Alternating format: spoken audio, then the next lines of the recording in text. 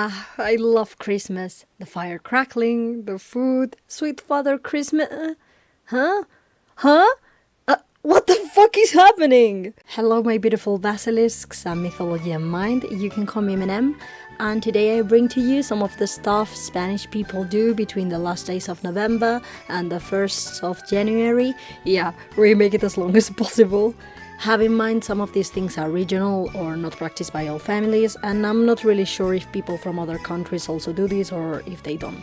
So please do tell me what you do.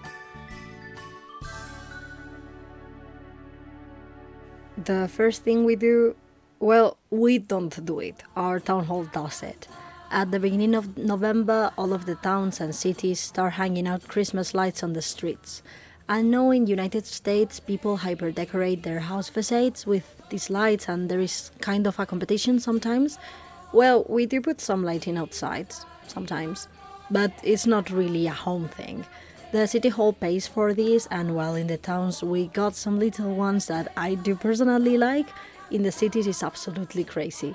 I live next to Madrid and they go all the way out there. The lights usually get turned on the 20-something of November, and it's so beautiful.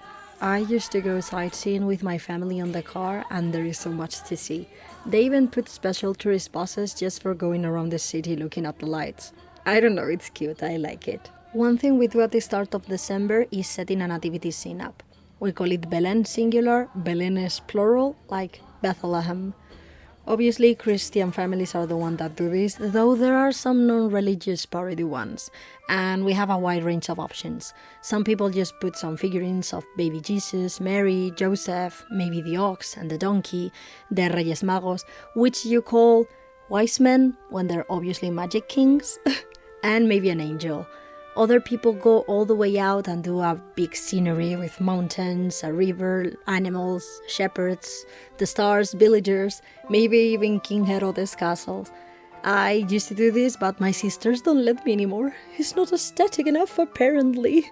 Though I prefer it to the Christmas tree. Some churches put massive belenes inside of them, and you can visit them at any moment. I remember going to visit the one in my town with my school, even though we were not a religious school, and in most of them, and in some people homes, but this is not as usual, there is figurines that move, lights that represent fire, water in the river, changes of light and sky representing night and day. I even saw fishes in a pond on a Belén scene once. That was crazy. One thing we do if we have big belenes is that we make the Reyes Magos, who sometimes are represented riding camels, advance towards baby Jesus a little bit each day, and then on the 5th of January at night or in the 6th in the morning they reach him. This is when children write their letters to the Reyes Magos, if not earlier, asking for their presents. There are 3 of them. Melchor, who has a white beard and is the oldest and he's white. Gaspar, who has a brown beard and is middle-aged and he is from the Middle East. And Baltasar, which has no beard and is the youngest and he's black. And because of that we had some uncomfortable moments with blackface in the past. Though not anymore. Usually kids have a favorite Rey Mago. My little sister's one is Melchor, my middle sister one is Gaspar, and mine is Baltasar. In some places like El Escorial, I go to this one almost every year, but there are more all over Spain. They do real-size belenes. You go there and walk around the town and you see all kinds of things. Los Reyes Magos riding animals, accompanied by their pages, Roman soldiers, the nativity scene as such, random animals, villagers with shops set up. In other places they do this, but with real people dressed up. I've never seen one in person, but I would like to. There is one thing that they do in Catalonia that would be weird to recreate in a live Belén though. And that is the caganer. You saw it at the beginning, a man with his pants under his knees, taking a shit. This figurine is commonly used in Catalonia, Valencia, and in Islas Baleares. If you put it, you have to hide it. If you didn't hide it good, it's going to be bad luck. But if you hid it good and people find it, they will have good luck for the year. The traditional figurine has a Catalonian man with traditional clothing, but there are versions of famous people, like political figures, famous athletes, actors, actresses, etc. All over Spain, street Christmas shops are set up. The most famous one in Madrid is the one in Plaza Mayor, but there is a few more. To be honest, I have never gone there because there is so much people. No, no, I hate it. But I do like street shops, so I go to the little one in towns closer to where I live. You can find Belén figurines, winter clothing, sometimes handmade, toys for the kids, and most important, traditional winter and Christmas food. In autumn and winter, small street shops that are closed during the rest of the year open. They usually sell roasted chestnuts, but they sometimes sell other nuts or roasted potatoes. Traditionally, it used to be run by women, called castañeras, because chestnuts in Spanish are called castañas. The male versions would be castañeros, but less common. They prepare the castañas in charcoal stoves and they serve them in paper cones. In my house, if we eat them, we roast them in the fireplace. My dad loves them. But I'm more into Christmas sweets.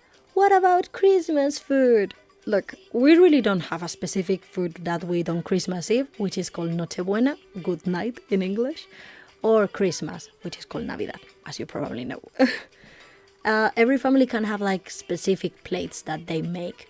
For example, I used to spend Nochebuena with my dad's mother and Navidad with my mom's parents, and then the next year vice versa.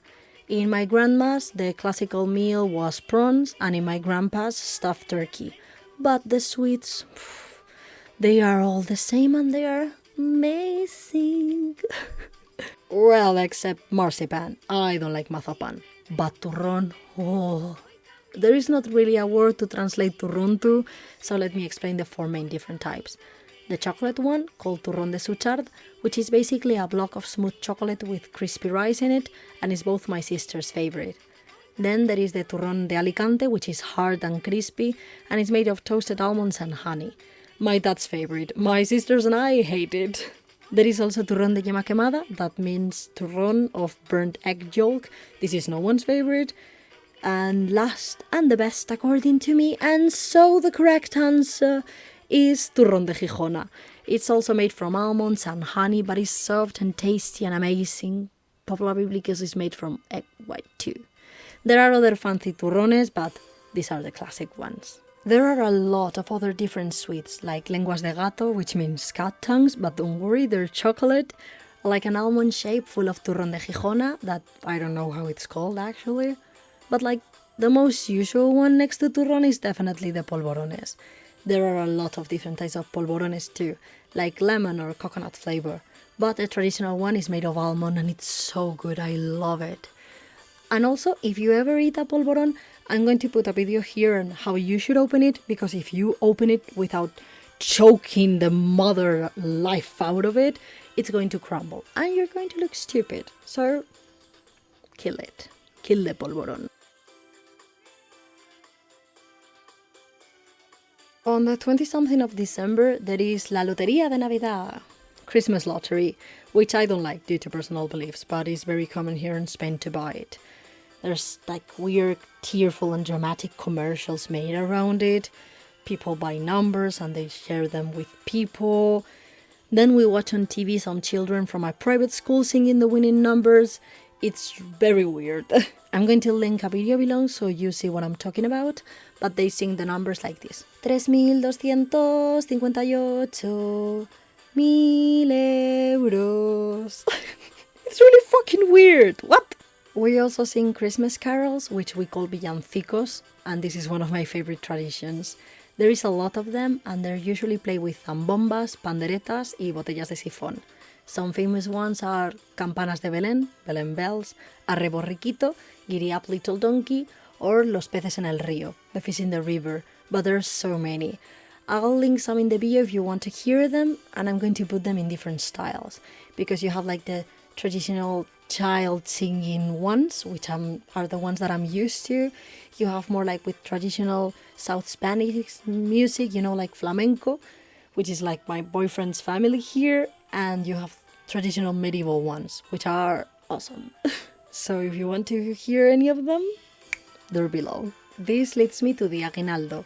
This is a little present like food or some money that you give in Navidad to the postman, for example. Or where I live, we give turrones and polvorones to the people that take care of the community areas. It is also given to people that sing villancicos on the street. Oh, and it's also the name of the Navidad extra pay companies give you. One thing that is not very common outside stricter Christian families, I used to do this with my grandma and cousins when we were little, is la Misa del Gallo, the Mass of the Rooster.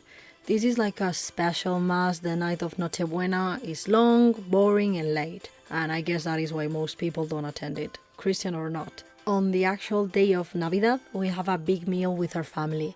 Some people receive gifts from Papa Noel, Santa Claus, but it's not that common.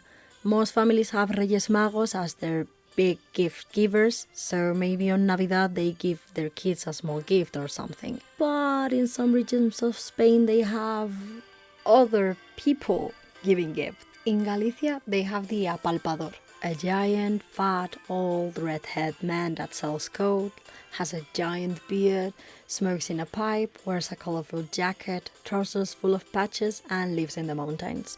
I'll admit, he seems really sexy, but he goes down on the 24 and 31 of December, enters people's houses, touches the children's bellies while they sleep.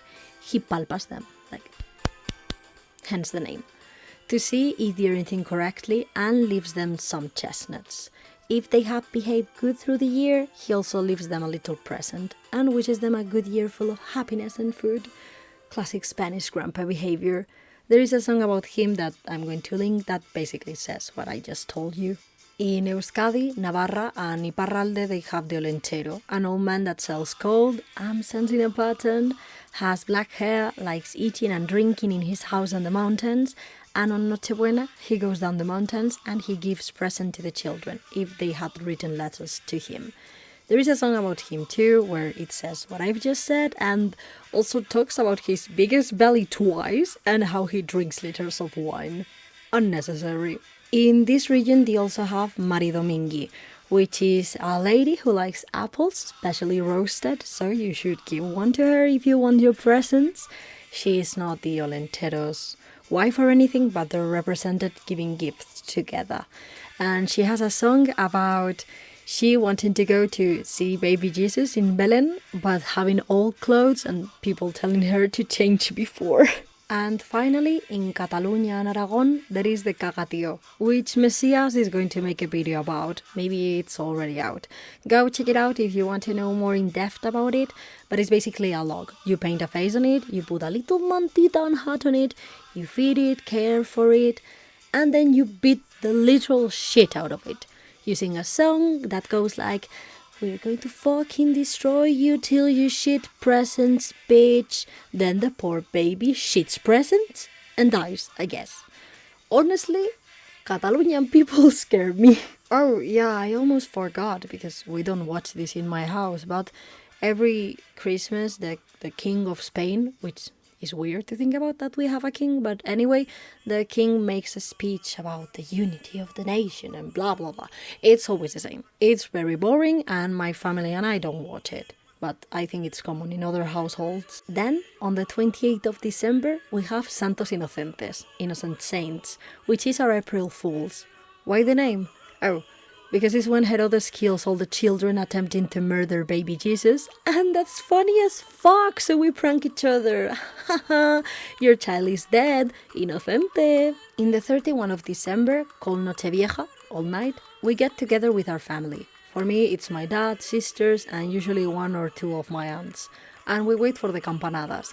The most iconic things to watch while you wait is the Nochevieja special of Jose Mota and whatever Cristina Pedroche will wear this year. I know in USA people kiss for the first of the year, but we kiss people every day, so that doesn't do. Campanada means chime, by the way.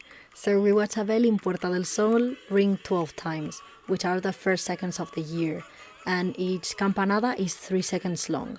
So every time one sounds, you have to eat a grape. And if you haven't had an experience close to death, at least one doing this, you haven't lived.